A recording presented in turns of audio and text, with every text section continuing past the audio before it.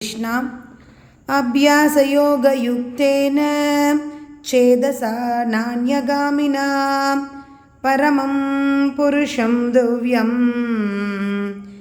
यादि पार्थानुचिन्तयन्.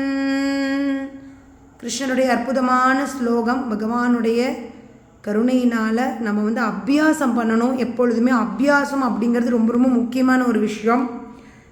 பயிற்சி பண்ணணும். பயிற்சி பண்ணி பகவானை நீங்கள் தியானம் செய்கிறதுக்கு பயிற்சி பண்ணணும்.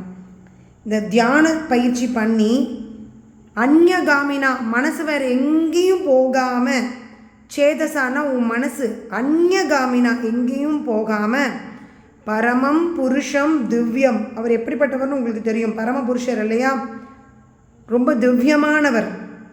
அவரை யார் சிந்திக்கிறாங்களோ அவருக்கு என்ன சொல்கிறார் சுவாமி, நிச்சயமாக என்னை நீ அடைவாய்.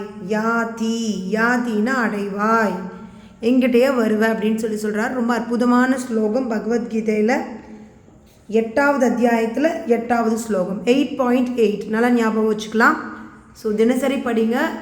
பகவத்கீதை சொல்லிக் கொடுக்கக்கூடிய அற்புதமான வாசுதேவ கிருஷ்ணரின் தரிசனம். ராதே கிருஷ்ணா.